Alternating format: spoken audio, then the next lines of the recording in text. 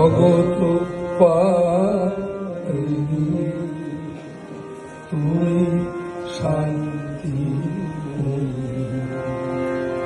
তুমি বিশ্ব প্রসবিনী জগৎ জননী, তুমি বিশ্ব প্রসবিনী জগৎ জননী, গর্ভধারিণী নারী রূপিণী মুক্ত বসনা মাতৃ,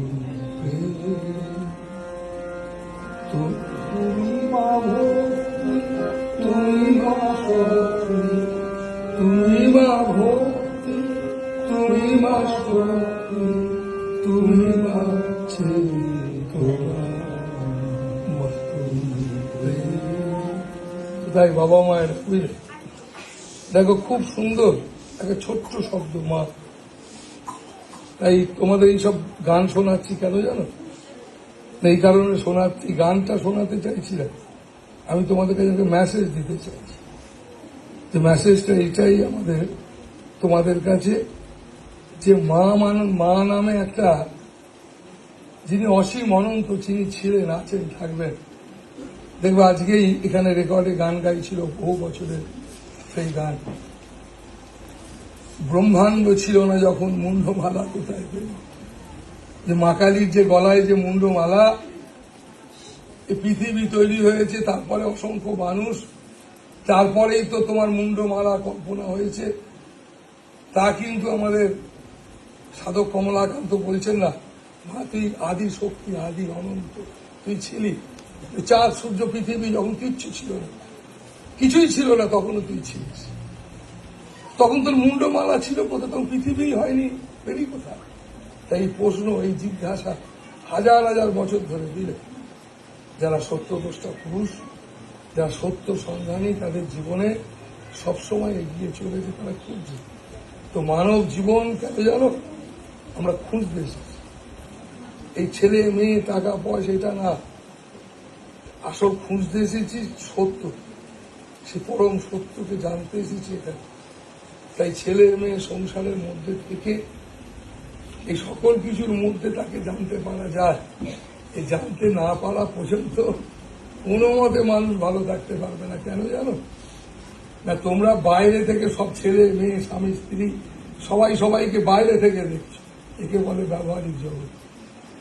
তুমি সব সময় চাইছো আমার স্বামী আমায় ভেতর থেকে ভালোবাসো, আমার স্ত্রী আমায় ভেতর থেকে ভালোবাসো। তুমি চাইছো, কিন্তু তুমি ভেতর থেকে তো দেখো আর শেখোনি। ভেতর থেকে ভালোবাসা কাকে বলে তুমি জানোই না। তাই ভেতর থেকে ভালোবাসার জন্য, ভেতর থেকে দেখার জন্য, সেটার জন্য তোমাকে তাই সাধু মহাত্মাদের কাছে যেতে হয়, তার জন্য জ্ঞান পেতে হয়, জ্ঞান লাভ করতে হয়। সেই জন্য এটাকে বলে অন্তর্জগৎ, একটা বহির্জগৎ, একটা অন্তর্জগৎ। ভেতর থেকে দেখতে হয়। তোমরা কেউ ভেতর থেকে দেখা অভ্যাস করছো না বলে কি হচ্ছে, তোমাদের সংসার সবকিছু থেকেও না, কেমন আসল জিনিসটাই তোমার হচ্ছে।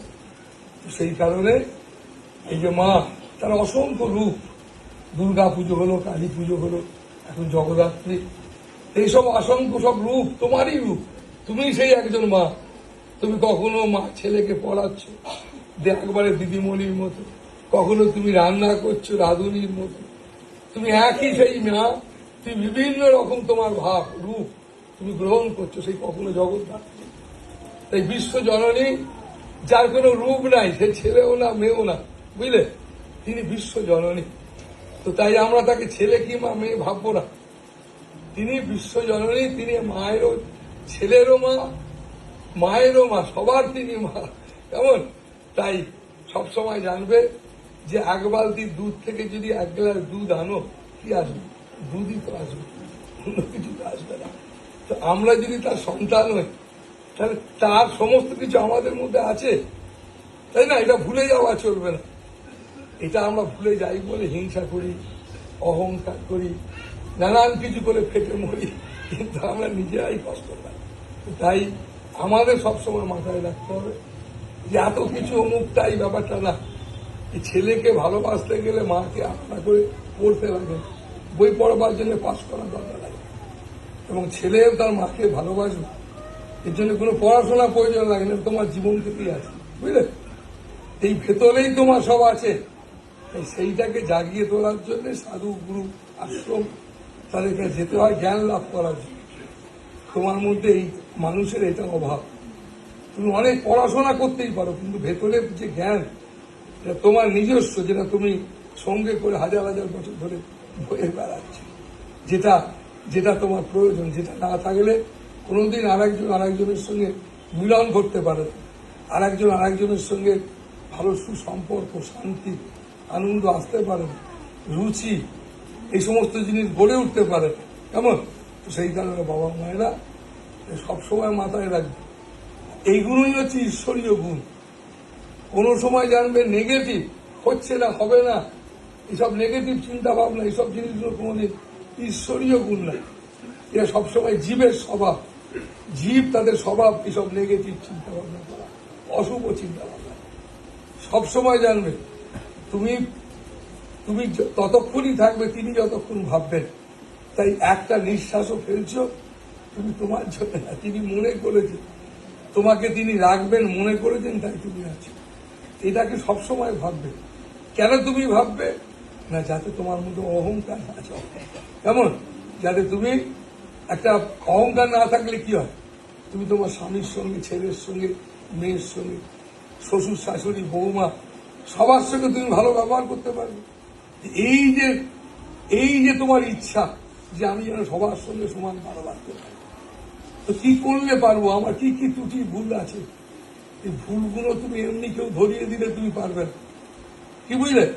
যতক্ষণ না বললে তুমি ভেতর থেকে বলবে এটা ভুল, ততক্ষণ সেটা তুমি নিজেকে শুধরোতে পারবে না। এই প্রার্থনা কর, সকল সময় প্রার্থনা করি। বাচ্চা ছেলে মেয়ে থেকে বিভিন্ন বয়সের মানুষ একটাই প্রার্থনা, কি? যে আমি যেন ভুলটা, আমার যে ভুলটাকে ভুল বলতে পারি। হে প্রভু, হে মা, আমি যেন ভুল বলতে পারি। তুমি আমায় সব দিয়েছো, কি দাও? সমস্ত কিছু দিয়েছো। একটা বাঁচার জন্য শরীর দিয়েছো, কথা বলবার ক্ষমতা দিয়েছো, আর কি তুমি দেবে? কিন্তু যেহেতু অজ্ঞ, ওই যে বললাম জ্ঞানের দরকার, অজ্ঞতা, তার কৃপাকে বুঝতে পারছি। কেন বুঝতে পারছি না? অজ্ঞতা, এমনই একটা অজ্ঞতা, না পেরেছি ছেলের হতে, না পেরেছি বইয়ের হতে, ছেলে মেয়ের হতে পারিনি, কারোরই হতে পারলাম। কেউ বলতে পারবে না বুক চাপড়ে আমি আমার ছেলে, ওইটা টেম্পুরারি। তো সেই কারণে বাবা মায়েরা তোমরা সেই কিন্তু একই জিনিস ভুল করে যাচ্ছ, করবে না।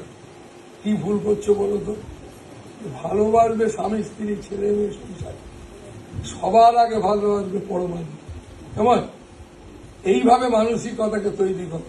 প্রভু আগে তুমি, তুমি আমাকে শ্বাস প্রশ্বাস, সকালবেলা ঘুম থেকে উঠে প্রকৃতি দেখতে পাচ্ছি, ছেলেকে মেয়েকে দেখতে পাচ্ছি, তোমার দয়া, তুমি আমায় ডাক দিয়ে দাওনি। কেমন? তো সেই কারণে বাবা মায়েরা তার জন্য তাকে প্রতিনিয়ত ধন্যবাদ জানাও, প্রণাম জানাও, শ্রদ্ধা জানাও, আর খুব আনন্দে থাকো। আর উত্তম মজা একটা গান গিয়ে আজকে আমার কথা বলা শেষ করি দরকার নাকি?